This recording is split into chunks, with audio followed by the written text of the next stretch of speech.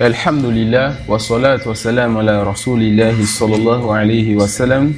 Nous allons poursuivre par la grâce d'Allah subhanahu wa ta'ala avec le livre Al-Kunuz Al-Athariya. Et subhanallah, comme vous l'avez su, c'est un livre qui est écrit en Libye pour les enfants.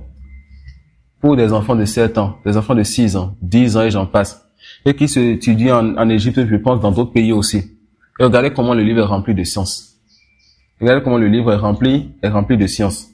Et ce livre-là, si on voulait rentrer dans des détails, apporter des paroles de Ibn Taymiyyah, donc quand il veut rentrer dans des détails, vous savez qu'on allait faire des séries d'assises sur ce livre, car ça a touché beaucoup de sujets importants. D'accord? Donc, c'est pas un livre à négliger. Ne regardez pas la taille du livre, le fait qu'il y ait beaucoup de couleurs pour penser que c'est un truc des enfants. Allah nous facilite.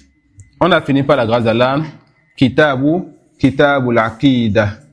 Là, nous allons commencer bifadlillahi ta'ala, kitabul fiqh. D'accord? En islam, on commence par l'étude de la croyance, car la croyance, lorsqu'elle est bonne, les œuvres sont droits. D'accord? Lorsque la croyance est bonne, les œuvres sont droits. Et après avoir étudié la bonne croyance, tu apprends maintenant les œuvres. Fa'innal ilma qabla al-qawli wal-amal. Parce que la science vient avant l'acte et la parole. On a appris la croyance, révisé cela, et ce n'est pas un cours comme les cours académiques que vous faites. Mais ceci, vous devez comprendre, car c'est votre religion, c'est votre sang. Et vous serez questionné dans la tombe sur ceci. Vous serez questionné dans la tombe sur votre religion. Ma'dinuk. Et c'est votre religion que vous êtes en train d'apprendre ici. Alors ne négligez pas ce que vous apprenez, ne les oubliez pas. Laissez ça rentrer dans votre cœur et vivez avec cela. Œuvrez avec cela. Kitabul fiqh. Le livre de la jurisprudence. Et on commence ce livre-là par at-tahara, par la purification. On commence ce livre par la purification. Ensuite, on continue avec la prière. D'accord? Et les savants de jurisprudence, ils commencent souvent le livre de jurisprudence par ce qu'on appelle Kitabul Ibadat. Le livre des adorations. Et là, ils vont vous parler de la prière, du jeûne, de la zakat et du hajj. D'accord? De la prière, du jeûne, de la zakat et du hajj. Et certains vont faire rentrer peut-être le djihad aussi dans ce chapitre et dans ce livre, et d'autres vont mettre le djihad totalement à la fin des livres. D'accord? Donc, ils vont vous enseigner Kitabu al-Ibadat. Ensuite, ils vont vous enseigner Kitabu al-Mu'amalat. Ils vont vous enseigner la vente et l'achat et les règles de vente. D'accord? Ensuite, ils vont vous enseigner Kitabu al-At'ima. Et Kitabu Nikah. D'accord? Ils vont vous enseigner Kitabu Nikah.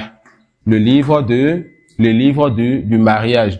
Ensuite, on vous enseigner Kitabu al-At'ima, le livre de la nourriture, ou si vous voulez Kitabu al-Hudud, le livre des règles qui sont appliquées à ceux qui font telle transgression ou telle transgression. Là, nous allons voir dans Kitabu al-Ibadat, ce qu'on appelle Kitabu al-Tahara, et on commence souvent le livre de la purification par ce qu'on appelle les comportements qu'il faut avoir lorsqu'on veut faire ses besoins. Adab ou qada il hajj. D'accord? Lorsque tu veux faire tes besoins aux musulmans, sache qu'il n'est pas permis pour toi lorsque tu n'es pas entouré d'un mur. D'accord? Lorsque tu n'es pas entouré d'un mur, il n'est pas permis pour toi de faire face à la Qibla ou de faire dos à la Qibla. Lorsqu'on est dans le désert, lorsqu'on est dans la forêt, on ne fait pas face à la Qibla, on ne fait pas dos à la Qibla. D'accord? Et quant au fait d'être à la maison, ça, ce détail viendra, dans les livres de jurisprudence, car les paroles des savants sur cela sont multiples. Parmi les savants, ceux qui te diront, quand tu es à la maison et qu'il y a un mur autour de toi, tu peux faire face ou dos à la Qibla. D'autres vont te dire l'interdit de faire face et de faire dos à la Qibla. D'autres vont te dire les permis de faire face et de ne pas faire dos à la Qibla. Et chaque parole a sa façon d'être justifiée, et le détail de cela vient dans les livres de jurisprudence. Mais ce qui nous intéresse, nous, ici, c'est quoi? On nous enseigne ici que quand tu es hors de la maison, qu'est-ce que tu faut faire? Il faut pas faire face à la Qibla, il faut pas faire dos à la Qibla. D'accord? Faut pas faire face à la Qibla, faut pas faire dos à la Qibla. Et tu fais l'effort de cacher ta nudité quand tu es dehors. Quand tu es même à la maison, tu caches ta nudité quand quelqu'un peut te voir.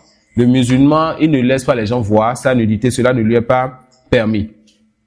Aussi, parmi les comportements aussi que le musulman doit apprendre, c'est le fait de se purifier. Lorsqu'il a des impuretés sur lui, que ce soit l'urine, akramakumullah, ou bien les matières fécales, akramakumullah, le musulman doit nettoyer cela. Donc quand il a fait ses besoins, il doit se nettoyer avec de l'eau ou avec des pierres ou ce qui est dans le jugement des pierres comme les papiers hygiéniques ou ce qui va dans ce sens. D'accord? Donc lorsque le musulman va aux toilettes, il doit se nettoyer avec de l'eau ou avec des pierres ou avec ce qui rentre dans le jugement des pierres comme quoi? Des papiers hygiéniques et ce qui va dans ce sens. Et quand il utilise les pierres ou les papiers hygiéniques, il doit utiliser 3. D'accord? Quand il utilise les pierres ou les papiers hygiéniques, il n'a pas le droit d'utiliser moins de 3. Il utilise 3. Et si après le troisième, il a vu que l'endroit n'est pas encore totalement nettoyé, il peut ajouter, mais de façon impaire. Après 3, il va à 5, il va à 7, etc. jusqu'à ce qu'il voit que l'endroit est nettoyé. D'accord? Jusqu'à ce qu'il voit que l'endroit est nettoyé. Et contrairement au tayammum, on dira que c'est quand tu n'as pas l'eau que tu vas utiliser le sable. On dit même si tu as l'eau, tu peux utiliser la pierre. Même si tu as l'eau, tu peux utiliser le papier hygiénique. Ça suit? Taïm. Ensuite, il faut savoir, mon frère en Allah, que ils disent al-ashya allati yajuzu tanazzufu biha. Les choses que tu peux utiliser pour te purifier. Kullu munazzifin tahirin mubah. Tout ce qui permet de faire partie de l'impureté, comme une pierre, un papier ou l'eau. Tahirin, la chose doit être pure elle-même. Tu ne vas pas utiliser des matières fécales impures qui sont secs pour te nettoyer. Donc tu vas utiliser quelque chose qui peut faire partie de l'impurité, qui lui-même est quoi? Qui lui-même est pur. D'accord? Mubah. Tu ne vas pas aller voler un papier hygiénique pour aller te nettoyer avec cela. Et ils ont dit mubah ici parce que certains savants vont te dire que lorsque tu voles la chose là n'a pas de valeur pour le jugement d'Allah. Et ce détail vient dans les livres de Usul al-Fiqh de jurisprudence. D'accord?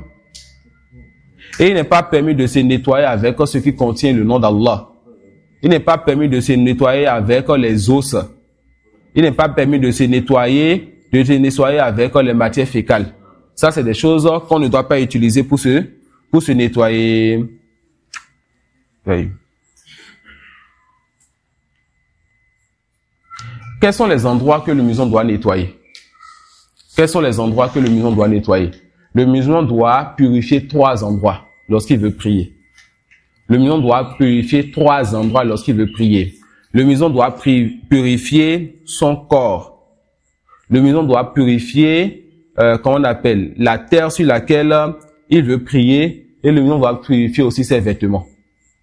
Le musulman doit purifier son corps, la tête et ses vêtements. Ça veut dire, si ce musulman, lorsqu'il est allé aux toilettes, il y a de l'urine qui a touché son corps, et qu'il sait cela, s'il prie, la prière n'est pas valide. S'il sait cela, et qu'il prie, la prière n'est pas valide. Mais s'il ne sait pas, la prière est valide. D'accord? Donc, lorsque le musulman a été aux toilettes, et s'il sait qu'il ne sait pas nettoyer, il entend Allahu Akbar, il laisse le nettoyage, il vient à la mosquée. On dit, toi, tu n'as pas prié. Parce qu'il sait qu'il ne s'est pas nettoyé, que l'impureté est encore là. D'accord? Il s'est nettoyé, il a vu que l'urine a touché son vêtement. Il veut aller vers le robinet pour nettoyer, il entend Allahu Akbar. Il dit non, je dois aller rattraper la prière. On dit ta prière n'est pas valide. Pourquoi? Parce qu'il y a l'urine sur ton vêtement. Ça suit? Il sait que là maintenant, il y a les chiens qui ont pissé sur son tapis. Mais lui, Allah dit, il veut toujours prier avec son tapis, il n'a pas le temps de nettoyer. Il prend son tapis quand même. Comment Allah dit peut venir aujourd'hui sans le tapis qu'il a payé à Makkah? S'il prie sur le tapis dans cet état, sa prière, elle est nulle. D'accord? Donc, le musulman, pour sa prière, doit nettoyer son corps, son vêtement et le lieu, ce sur quoi il veut prier. D'accord? Ce sur quoi il veut prier. Ensuite, ils vont nous parler de l'ablution. Et chaque chapitre dans la jurisprudence a un texte qu'on appelle la base de ce chapitre. Dans le chapitre de la Zakat, la base, c'est une lettre que Abu Bakr, il a envoyée pour détailler la Zakat. D'accord? Une longue lettre qui montre comment on répartit les biens. Dans le chapitre de la prière, la base, c'est ce qu'on appelle hadith al-musi'u fi salatihi. Lorsque le prophète sallallahu alayhi wa sallam dit à son compagnon, irji' fa salli fa innaka lam tusalli. Repars prier car tu n'as pas encore prié, ensuite tu lances la prière. Et dans le chapitre qui nous intéresse ici, la base, c'est le hadith de Othman ibn Affan, radiyallahu anhu, lorsqu'il a prié devant les gens. Et la meilleure façon d'enseigner, c'est le fait de montrer aux gens. La prière, les ablutions, fait partie de la bonne chose, le fait de montrer aux gens comment on prie, le fait de montrer aux gens comment on fait les ablutions. D'accord? Il a prié, il a dit que voilà comment le prophète sallallahu alayhi wa sallam, il priait. Il a fait les ablutions plutôt, il a dit aux gens voilà comment le prophète sallallahu alayhi wa sallam faisait ses ablutions. Ils disent hukmul wudu. Yajibu al-wudu li thalathi ibadatin hiya as-salatu wa tawafu wa massul mushaf. Les ablutions, d'accord, tu peux faire les ablutions et dormir. Tu peux faire les ablutions et ne rien faire. Tu peux faire les ablutions et manger. Tu peux faire les ablutions et aller au travail. Les ablutions, tu fais ça quand tu veux et comme tu veux. Tant que ce n'est pas que tu veux faire ça plusieurs fois pour une même prière sans raison valable. D'accord? Sinon, tu es libre de faire les ablutions quand tu veux et comme tu veux. Ça suit? Mais l'ablution peut être obligatoire dans certaines situations. Parmi ces situations, tu as l'obligation de faire l'ablution pour la prière sans divergence. Tu as l'obligation de faire l'ablution pour la prière sans divergence. Parmi, qu'on appelle les endroits, tu as l'obligation de faire la prière pour le tawaf avec un détail chez les savants. D'accord? Tu as l'obligation de faire l'ablution pour le tawaf avec parole chez les savants. D'accord? Et quand je dis avec parole chez les savants, ça veut dire que c'est des choses où on peut avoir des divergences, il peut y avoir des paroles. Et la même chose aussi pour le fait de toucher le mushaf. D'accord? Pour le fait de toucher le mushaf. D'accord? On revient au livre, ils disent qu'il est obligatoire pour nous de faire les ablutions pour la prière, pour le tawaf et pour le fait de toucher le mushaf. Ça suit? Et il est recommandé. Donc, c'est une sunna. Quand c'est une sunna, si tu délaisses, tu n'as pas de péché. Mais ce qu'ils ont dit obligatoire ici, l'auteur dans le livre te dit, si tu ne fais pas l'ablution pour la prière et que tu pries, tu as le péché et la prière n'est pas valide. Si tu ne fais pas l'ablution et que tu fais le tawaf, tu as le péché. Si tu ne fais pas l'ablution, tu touches le mushaf, tu as le péché. Quand ils ont dit c'est obligatoire. D'accord? Maintenant, il y a des endroits où ce n'est pas obligatoire. Et si tu veux, tu fais. Et quand tu le fais, tu es récompensé auprès d'Allah. On appelle ça une sunna. La sunna peut vouloir dire une obligation. Et la sunna peut vouloir dire quelque chose, si tu veux, tu délaisses. Ici, ça veut dire si tu veux, tu délaisses. D'accord? Ici, ça veut dire si tu veux, tu délaisses. Quand tu veux faire le rappel d'Allah. D'accord? Là, on n'est pas en train de prier. On a pris une pause. Il se peut que lors de la pause, l'un d'entre vous ou bien moi, je sois allé aux toilettes. Je peux venir m'asseoir sans les ablutions. Et il n'y a pas de problème. Mais il est préférable pour moi de faire quoi? De faire les ablutions. Ça peut aller. Aussi, quand tu veux dormir, tu peux dormir sans les ablutions. Mais il est préférable de dormir avec les ablutions. Et tu es récompensé pour cela. D'accord? Comme al-ghusl. Quand tu veux faire le ghusl, quand tu veux faire le bain rituel. Si tu veux, tu fais le bain directement. Si tu veux, tu fais les ablutions avant le bain et tu es récompensé pour cela. Ensuite, on va nous parler des conditions de l'ablution. On a dit que les conditions, c'est des choses qui sont avant l'acte. Et quand tu ne fais pas ces choses, ça annule l'acte. D'accord? C'est des choses qui sont avant l'acte. Et quand tu ne fais pas la chose, ça annule l'acte. Ils vont citer 5 conditions. La première condition est une condition pour toutes les adorations. Et c'est ce qu'on appelle aniya, l'intention. Toute adoration que tu veux faire, tu dois avoir l'intention. Je fais cette adoration pour Allah. La deuxième condition, le fait que ce qui peut rendre obligatoire l'ablution s'arrête. D'accord? Comme quoi? Comme le fait de faire ses besoins, d'uriner ou de faire ses besoins. Tu ne peux pas faire tes ablutions en urinant. Tu dois finir d'uriner d'abord avant de faire tes ablutions. Donc, deuxième condition, tu dois arrêter ce qui peut annuler ton ablution. Troisième condition, tu dois nettoyer en la rajiha. D'accord? Ce qui est authentique, contrairement à ce que certains savants disent, tu dois nettoyer tes parties après les ablutions avant de faire, tu dois nettoyer tes parties après les besoins avant de faire les ablutions. Tu dois nettoyer tes parties après d'avoir fait tes besoins. Tu dois nettoyer les parties intimes avant de faire quoi? Avant de faire les ablutions. Quatrième condition, tu dois utiliser de l'eau qui est pure. D'accord? Tu vas pas utiliser de l'eau mélangée avec du savon, par exemple, pour faire les ablutions. Ou même tu vas pas utiliser du thé pour faire les ablutions. Tu vas utiliser de l'eau qui est pure. Et cinquième et dernière condition, izalatu ma yamna'u wusulul ma'i ila al-bashara. D'accord? Tu dois enlever de ton corps les endroits où tu dois passer l'eau pour les ablutions. Tu dois pas laisser sur ces endroits ce qui peut empêcher l'eau de toucher ton corps. Comme quoi? Comme l'huile. s'il y a de l'huile ou bien de la peinture sur ta main et que tu sais que ce qui est sur ta main, l'eau ne pourra pas toucher, comme les vernis chez les femmes, on dit quoi? On dit tu dois enlever ces choses-là avant de faire les ablutions. Ça suit? Tu dois enlever ces choses avant de faire les ablutions. Et la dernière chose que nous allons voir, furudul wudu. Quand du furud, ça peut vouloir dire dans certains contextes obligations et dans d'autres contextes piliers. Ce qui est voulu ici, les piliers de l'ablution. D'accord? Les piliers de l'ablution. Furudul wudu hiya arkanuhu. Allati la yasihu illa biha faman taraka wajiban minha aw wahidan minha aw ba'daha lam yasihha wudu'uhu. On a déjà dit que le pilier, c'est ce qui est dans l'acte, et quand tu ne viens pas avec l'acte, est nul. D'accord? Les piliers de l'ablution sont au nombre de 6. Les piliers de l'ablution sont au nombre de 6. Il y a le fait de se laver le visage, il y a le fait de se laver les deux mains, et quand on dit se laver les deux mains, on commence par le bout des doigts jusqu'au coude. Se laver les deux mains, on commence par quoi? Le bout des doigts jusqu'au coude. D'accord? Donc les piliers, j'ai fait une erreur? Il y a quelque chose? Ça peut aller? Donc les piliers de l'ablution, il y a quoi? On se lave le visage, on se lave les deux mains, on va passer la main sur la tête, on part et on revient. D'accord? Donc c'est sur la tête, le fait de se laver les deux pieds et le fait de faire tout ceci dans l'ordre. Tu te laves les mains, ensuite le visage, ensuite la tête, ensuite les pieds. Donc l'ordre que tu dois suivre dans cela, c'est ça le 5e pilier. Et enfin, 6e pilier, on appelle ça al-muwala. Al-muwala, c'est le fait que lorsque tu laves un membre, pour aller sur l'autre membre, tu ne laisses pas un long moment, un long temps. C'est quoi ce temps-là? Les savants disent, le temps que tu laves le deuxième, il ne faut pas que le premier devienne sec. Si en voulant laver le deuxième, il y a encore l'eau sur le premier, ça va. Mais en voulant laver le deuxième, si le premier a séché, on dit tu as trop duré. Lorsqu'il y a un climat normal. Lorsqu'il y a un climat normal. Ça suit, quelqu'un qui est en train de faire ses ablutions, il a lavé la main droite, et il reçoit un appel, il prend l'appel, il a parlé 17 minutes, et il voit que la main droite a déjà séché, on dit tu reprends ton ablution. Ça peut aller.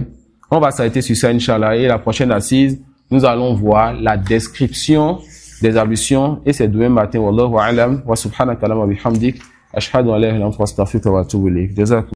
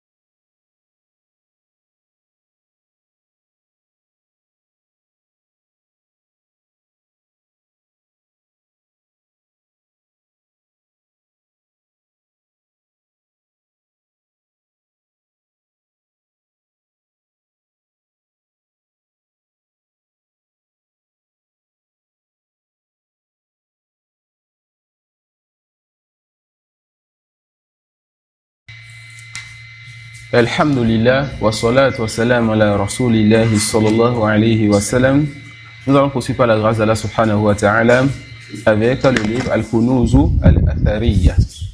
Et subhanallah, comme vous l'avez su, c'est un livre qui est écrit en Libye pour les enfants.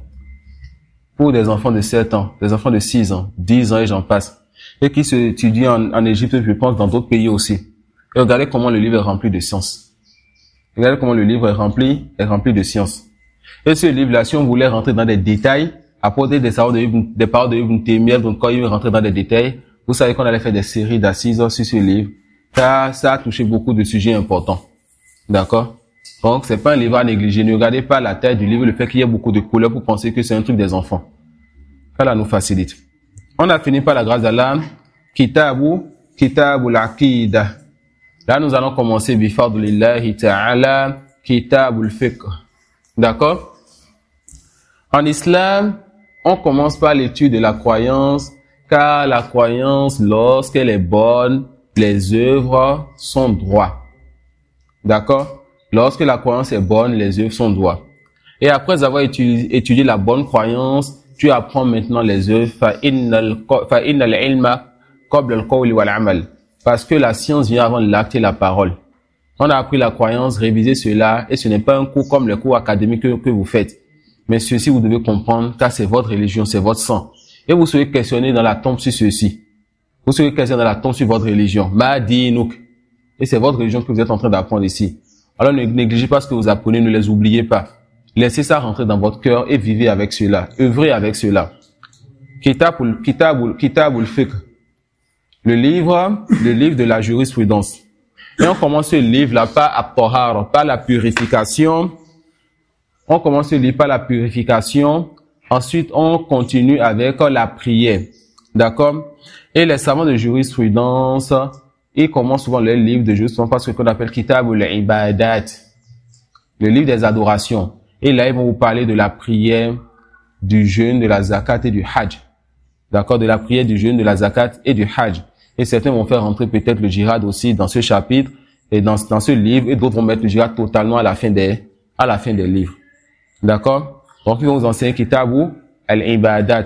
Ensuite, ils vont vous enseigner Kitabu al-Mu'amalat. Ils vont vous enseigner la vente et l'achat et les règles de vente.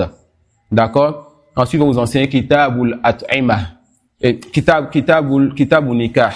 D'accord? Ils vont vous enseigner Kitabu Nikah. Le livre du mariage. Ensuite, on va vous enseigner Kitabu al-At'ima, le livre de la nourriture, ou si vous voulez Kitab al-Hudud, le livre des règles qui sont appliquées à ceux qui font telle transgression ou telle transgression. Là, nous allons voir dans Kitab al-Ibadat ce qu'on appelle Kitab al-Tahara, et on commence souvent le livre de la purification par ce qu'on appelle les comportements qu'il faut avoir lorsqu'on veut faire ses besoins. Adab qada il-hajj. D'accord? Lorsque tu veux faire tes besoins aux musulmans, sache qu'il n'est pas permis pour toi lorsque tu n'es pas entouré d'un mur. D'accord? Lorsque tu n'es pas entouré d'un mur, il n'est pas permis pour toi de faire face à la Qibla ou de faire dos à la Qibla. Lorsqu'on est dans le désert, lorsqu'on est dans la forêt, on ne fait pas face à la Qibla, on ne fait pas dos à la Qibla. D'accord? Et quant au fait d'être à la maison, ça, ce détail viendra, dans les livres de jurisprudence, car les paroles des savants sur cela sont multiples.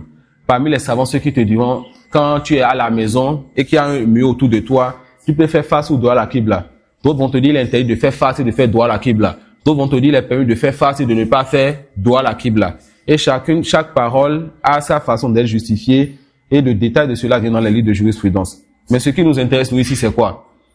On nous enseigne ici que quand tu es hors de la maison, qu'est-ce que tu faut faire? Il faut pas faire face à la Qibla, il faut pas faire dos à la Qibla. D'accord? Faut pas faire face à la Qibla, faut pas faire dos à la Qibla. Et tu fais l'effort de cacher ta nudité quand tu es dehors. Quand tu es même à la maison, tu caches ta nudité quand quelqu'un peut te voir. Le musulman, il ne laisse pas les gens voir sa nudité, cela ne lui est pas permis. Aussi, parmi les comportements aussi que le musulman doit apprendre, c'est le fait de se purifier. Lorsqu'il a des impuretés sur lui, que ce soit l'urine, akramakumullah, ou bien les matières fécales, akramakumullah, le musulman doit nettoyer cela. Donc quand il a fait ses besoins, il doit se nettoyer avec de l'eau ou avec des pierres ou ce qui est dans le jugement des pierres comme les papiers hygiéniques ou ce qui va dans ce sens. D'accord? Donc lorsque le musulman va aux toilettes, il doit se nettoyer avec de l'eau ou avec des pierres ou avec ce qui rentre dans le jugement des pierres comme quoi? Des papiers hygiéniques et ce qui va dans ce sens. Et quand il utilise les pierres ou les papiers hygiéniques, il doit utiliser 3. D'accord? Quand il utilise les pierres ou les papiers hygiéniques, il n'a pas le droit d'utiliser moins de 3. Il utilise 3. Et si après le troisième, il a vu que l'endroit n'est pas encore totalement nettoyé, il peut ajouter, mais de façon impaire. Après 3, il va à 5, il va à 7, etc. jusqu'à ce qu'il voit que l'endroit est nettoyé. D'accord? Jusqu'à ce qu'il voit que l'endroit est nettoyé. Et contrairement au tayammum, on dira que c'est quand tu n'as pas l'eau que tu vas utiliser le sable. On dit même si tu as l'eau, tu peux utiliser la pierre. Même si tu as l'eau, tu peux utiliser le papier hygiénique. Ça suit? Taïm. Ensuite, il faut savoir, mon frère en Allah, que ils disent al-ashya allati yajuzu tanazzufu biha. Les choses que tu peux utiliser pour te purifier. Kullu munazzifin tahirin mubah. Tout ce qui permet de faire partie de l'impureté, comme une pierre, un papier ou l'eau. Tahirin, la chose doit être pure elle-même. Tu ne vas pas utiliser des matières fécales impures qui sont secs pour te nettoyer. Donc tu vas utiliser quelque chose qui peut faire partie de l'impurité, qui lui-même est quoi? Qui lui-même est pur. D'accord? Mubah. Tu ne vas pas aller voler un papier hygiénique pour aller te nettoyer avec cela. Et ils ont dit mubah ici parce que certains savants vont te dire que lorsque tu voles la chose là n'a pas de valeur pour le jugement d'Allah. Et ce détail vient dans les livres de Usul al-Fiqh de jurisprudence. D'accord? Et il n'est pas permis de se nettoyer avec ce qui contient le nom d'Allah. Il n'est pas permis de se nettoyer avec les os. Il n'est pas permis de se nettoyer avec les matières fécales. Ça, c'est des choses qu'on ne doit pas utiliser pour se nettoyer. Oui. Quels sont les endroits que le musulman doit nettoyer? Quels sont les endroits que le musulman doit nettoyer? Le musulman doit purifier 3 endroits lorsqu'il veut prier. Le musulman doit purifier 3 endroits lorsqu'il veut prier. Le musulman doit purifier son corps. Le musulman doit purifier, comment on appelle, la terre sur laquelle il veut prier. Et le musulman doit purifier aussi ses vêtements. Le musulman doit purifier son corps, la tête et ses vêtements. Ça veut dire, si ce musulman, lorsqu'il est allé aux toilettes, il y a de l'urine qui a touché son corps. Et qu'il sait cela, s'il prie, la prière n'est pas valide. S'il sait cela et qu'il prie, la prière n'est pas valide. Mais s'il ne sait pas, la prière est valide. D'accord? Donc, lorsque le musulman a été aux toilettes et s'il sait qu'il ne sait pas nettoyer, il entend Allahu Akbar, il laisse le nettoyage, il vient à la mosquée. On dit, toi, tu n'as pas prié. Parce qu'il sait qu'il ne s'est pas nettoyé, que l'impureté est encore là. D'accord? Il s'est nettoyé, il a vu que l'urine a touché son vêtement. Il veut aller vers le robinet pour nettoyer, il entend Allahu Akbar. Il dit non, je dois aller rattraper la prière. On dit ta prière n'est pas valide. Pourquoi? Parce qu'il y a l'urine sur ton vêtement. Ça suit? Il sait que là maintenant, il y a les chiens qui ont pissé sur son tapis. Mais lui, Allah dit, il veut toujours prier avec son tapis, il n'a pas le temps de nettoyer. Il prend son tapis quand même. Comment Allah dit peut venir aujourd'hui sans le tapis qu'il a payé à Makkah? S'il prie sur le tapis dans cet état, sa prière, elle est nulle. D'accord? Donc le musulman pour sa prière doit nettoyer son corps, son vêtement et le lieu, ce sur quoi il veut prier. D'accord? Ce sur quoi il veut prier. Ensuite, ils vont nous parler de l'ablution. Et chaque chapitre dans la jurisprudence a un texte qu'on appelle la base de ce chapitre. Dans le chapitre de la Zakat, la base, c'est une lettre que Abu Bakr, il a envoyée pour détailler la Zakat. D'accord? Une longue lettre qui montre comment on répartit les biens. Dans le chapitre de la prière, la base, c'est ce qu'on appelle hadith al-musi'u fi salatihi. Lorsque le prophète sallallahu alayhi wa sallam dit à son compagnon, irja fa salli fa innaka lam tusalli. Repars prier car tu n'as pas encore prié, ensuite tu lances la prière.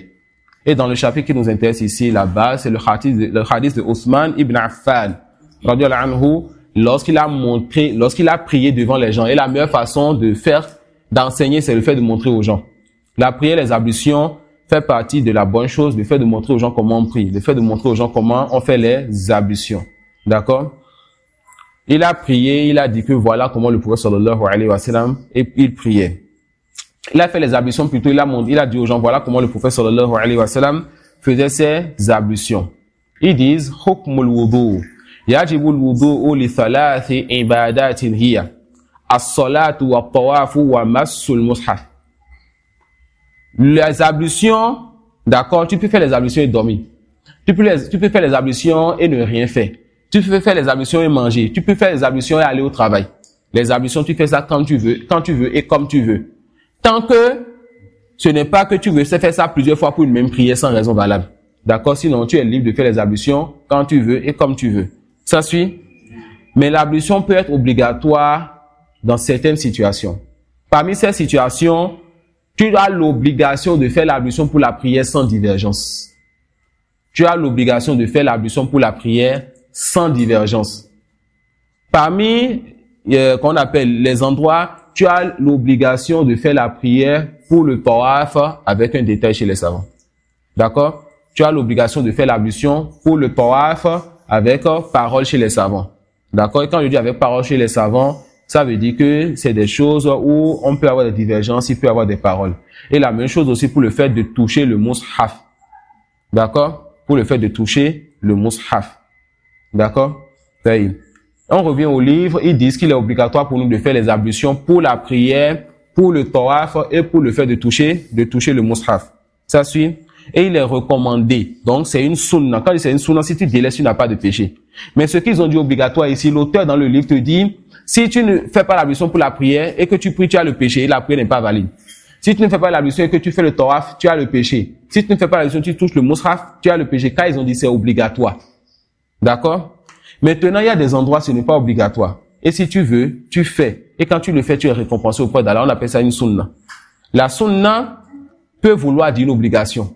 Et la sunna peut vouloir dire quelque chose, si tu veux, tu délaisses. Ici, ça veut dire si tu veux, tu délaisses. D'accord? Ici, ça veut dire si tu veux, tu délaisses. Quand tu veux faire le rappel d'Allah. D'accord? Là, on n'est pas en train de prier. On a pris une pause. Il se peut que lors de la pause, l'un d'entre vous ou bien moi, je sois allé aux toilettes. Je peux venir m'asseoir sans les ablutions. Et il n'y a pas de problème. Mais il est préférable pour moi de faire quoi? De faire les ablutions. Ça peut aller. Aussi, quand tu veux dormir, tu peux dormir sans les ablutions. Mais il est préférable de dormir avec les ablutions. Et tu es récompensé pour cela. D'accord? Comme al-ghusl. Quand tu veux faire le ghusl, quand tu veux faire le bain rituel. Si tu veux, tu fais le bain directement. Si tu veux, tu fais les ablutions avant le bain et tu es récompensé pour cela. Ensuite, on va nous parler des conditions de l'ablution. On a dit que les conditions, c'est des choses qui sont avant l'acte. Et quand tu ne fais pas ces choses, ça annule l'acte. D'accord? C'est des choses qui sont avant l'acte. Et quand tu ne fais pas la chose, ça annule l'acte. Ils vont citer 5 conditions. La première condition est une condition pour toutes les adorations. Et c'est ce qu'on appelle aniya, l'intention. Toute adoration que tu veux faire, tu dois avoir l'intention. Je fais cette adoration pour Allah. La deuxième condition, le fait que ce qui peut rendre obligatoire l'ablution s'arrête. D'accord? Comme quoi? Comme le fait de faire ses besoins, d'uriner ou de faire ses besoins. Tu ne peux pas faire tes ablutions en urinant. Tu dois finir d'uriner d'abord avant de faire tes ablutions. Donc, deuxième condition, tu dois arrêter ce qui peut annuler ton ablution. Troisième condition, tu dois nettoyer en la rajih. D'accord? Ce qui est authentique, contrairement à ce que certains savants disent, tu dois nettoyer tes parties après les ablutions avant de faire, tu dois nettoyer tes parties après les besoins avant de faire les ablutions. Tu dois nettoyer tes parties après d'avoir fait tes besoins. Tu dois nettoyer les parties intimes avant de faire quoi? Avant de faire les ablutions. Quatrième condition, tu dois utiliser de l'eau qui est pure. D'accord? Tu vas pas utiliser de l'eau mélangée avec du savon, par exemple, pour faire les ablutions. Ou même tu vas pas utiliser du thé pour faire les ablutions. Tu vas utiliser de l'eau qui est pure. Et cinquième et dernière condition, izalatu ma yamna'u wusulul ma'i ila al-bashara. D'accord? Tu dois enlever de ton corps les endroits où tu dois passer l'eau pour les ablutions. Tu dois pas laisser sur ces endroits ce qui peut empêcher l'eau de toucher ton corps. Comme quoi? Comme l'huile. s'il y a de l'huile ou bien de la peinture sur ta main et que tu sais que ce qui est sur ta main, l'eau ne pourra pas toucher, comme les vernis chez les femmes, on dit quoi? On dit tu dois enlever ces choses-là avant de faire les ablutions. Ça suit? Tu dois enlever ces choses avant de faire les ablutions.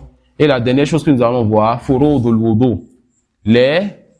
Quand du furud, ça peut vouloir dire dans certains contextes obligations et dans d'autres contextes piliers. Ce qui est voulu ici, les piliers de l'ablution. D'accord? Les piliers de l'ablution. Furudul wudu hiya arkanuhu. Allati la yasihu illa biha faman taraka wajiban minha aw wahidan minha aw ba'daha lam yasihha wudu'uhu. On a déjà dit que le pilier c'est ce qui est dans l'acte et quand tu ne viens pas avec l'acte est nul. D'accord? Les piliers de l'ablution sont au nombre de 6. Les piliers de l'ablution sont au nombre de 6. Il y a le fait de se laver le visage, il y a le fait de se laver les deux mains et quand de se laver les deux mains, on commence par le bout des doigts jusqu'au coude. Se laver les deux mains, on commence par quoi? Le bout des doigts jusqu'au coude. D'accord? Donc les piliers, j'ai fait une erreur? Il y a quelque chose? Ça peut aller. Donc les piliers de l'ablution, il y a quoi? On se lave le visage, on se lave les deux mains, on va passer la main sur la tête, on part et on revient. D'accord? Donc c'est sur la tête, le fait de se laver les deux pieds et le fait de faire tout ceci dans l'ordre. Tu te laves les mains, ensuite le visage, ensuite la tête, ensuite les pieds. Donc l'ordre que tu dois suivre dans cela, c'est ça le 5e pilier.